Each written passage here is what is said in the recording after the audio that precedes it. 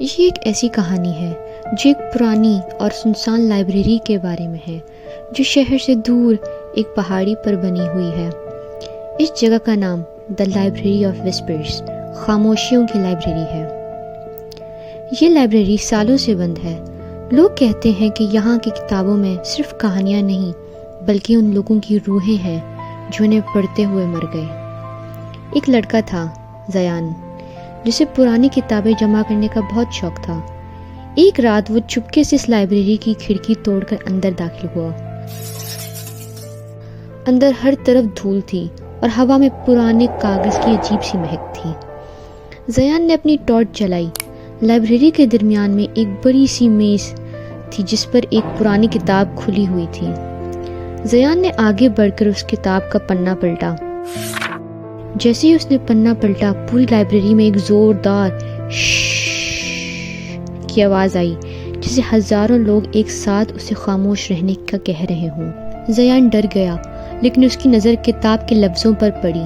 کتاب پر لکھا تھا، جو اگلا پنا پلٹے گا وہ اسی کہانی کا اگلا کردار بن جائے گا۔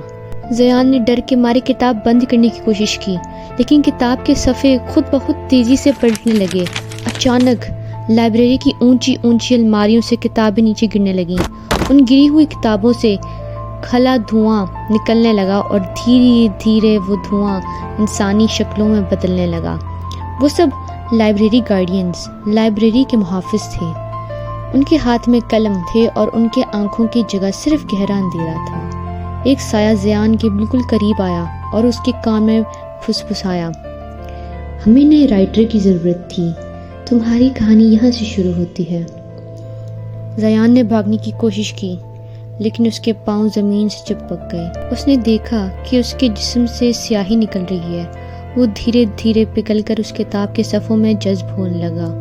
صبح جب سورج نکلا، لائبریری پھر سے خاموش تھی، لیکن اس پرانی میز پر موجود کتاب میں ایک نیا چیپٹر شامل ہو چکا تھا، جس کا عنوان تھا The Boy Who Entered at Midnight، وہ لڑکا جو آدھی رات کو داخل ہوا۔ لیکن یہ تو صرف ابتدا تھی۔ زیان کو محسوس ہو رہا تھا کہ اس کی ہڈیاں سخت نہیں رہیں، بلکہ وہ دھیرے دھیرے ایک گڑھے کالے مائع میں بدل رہی ہیں۔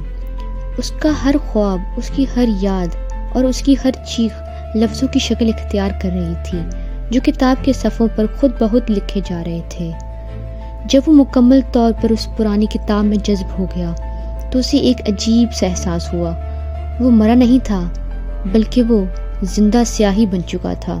اس نے دیکھا کہ وہ اب اس کتاب کے پنوں کے اندر ایک اندھیری گلی میں کھڑا ہے۔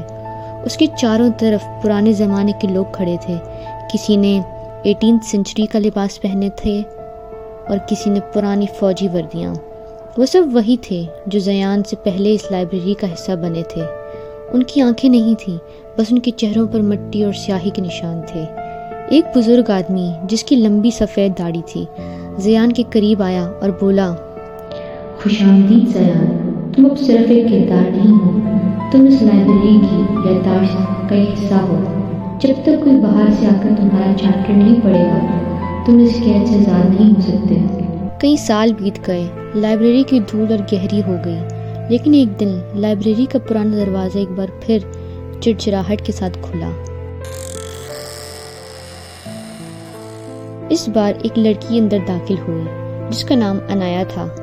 وہ ایک ریسرچر تھی جو گمشدہ لوگوں پر درس و تدریس کر رہی تھی۔ اس نے وہی میز دیکھی اور اس پر رکھی وہی پرانی کتاب۔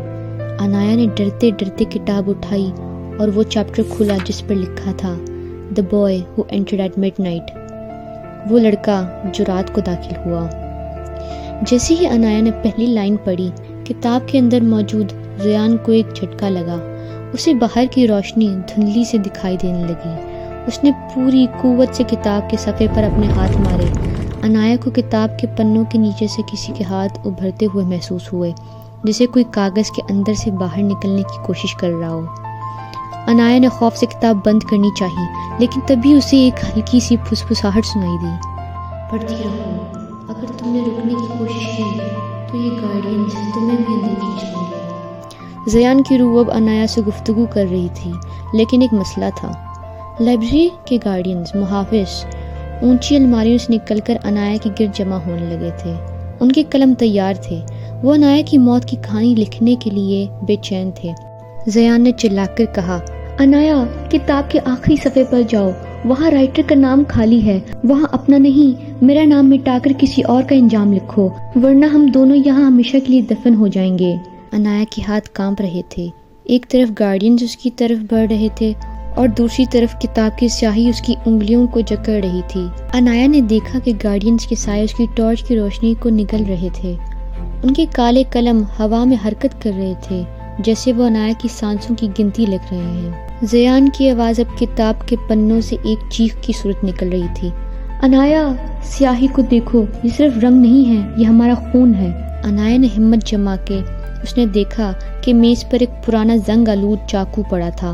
اس نے سوچا کہ اگر یہ کہانی سیاہی سے لکھی گئی ہے تو اسے صرف مٹا کر ہی بدلا جا سکتا ہے، لیکن مٹانے کے لیے اس کے پاس وقت نہیں تھا۔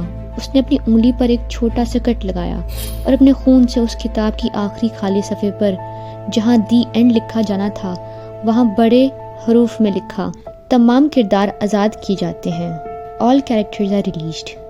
جیسے ہی خون کے لفظ کاغذ پر گرے پوری لائبریری میں ایک زلزلہ سا آ گیا۔ کتاب کے صفحوں سے ایک خوفناک روشنی نکلی، وہ کالے سائے دھواں بن کر پھٹنے لگے، ان کے ہاتھ سے قلم گر گئے اور وہ چیختے ہوئے ہوا میں بکھر گئے۔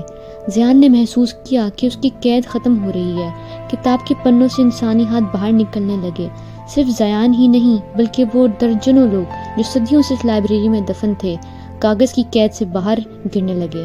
عنایا نے دیکھا کہ اس کے سامنے ایک دھندلا سا لڑکا نمودار ہوا، زیان۔ اس کا جسم ابھی بھی تھوڑا سا سیاہی جیسا کالا تھا مگر وہ سانس لے رہا تھا۔ دونوں نے پیچھے مڑے بغیر لائبریری کی کھڑکی سے باہر چھلانگ لگائی۔ جیسے ہی ان کے پاؤں پہاڑی کی مٹی پر پڑے ایک زوردار دھماکہ ہوا، لائبریری کی اونچی عمارت دھیرے دھیرے کاغذ کی طرح جلنے لگی، حالانکہ وہاں کوئی آگ نہیں تھی، وہ پرانی لکڑی اور ہزاروں کتابیں راکھ بن کر ہوا میں اڑ گئیں۔ جب سورج کی پہلی کرن نکلی تو وہاں صرف ایک پرانی خاندار نما جگہ بچی تھی۔ زیان نے گہری سانس لی اور اپنے ہاتھ دیکھے، وہ اب کردار نہیں ایک انسان تھا۔ اس نے عنایا کا شکریہ ادا کیا، لیکن جب عنایا نے اپنے بیگ اٹھایا تو اس نے دیکھا کہ اسے ہاتھ پر ابھی بھی سیاہی کا ایک نشان تھا جو دھونے سے بھی نہیں اتر رہا تھا۔ لوگ کہتے ہیں کہ دی لائبریری آف وسپرز، خاموشیوں کی لائبریری اب ختم ہو چکی ہے، لیکن آج بھی اگر کوئی اس پہاڑی پر خاموشی سے کھڑا ہو تو اسے ہوا میں کاغذ کے پلٹنے کی آواز آتی ہے، جسے کوئی نئی کہانی لکھی جا رہی ہو۔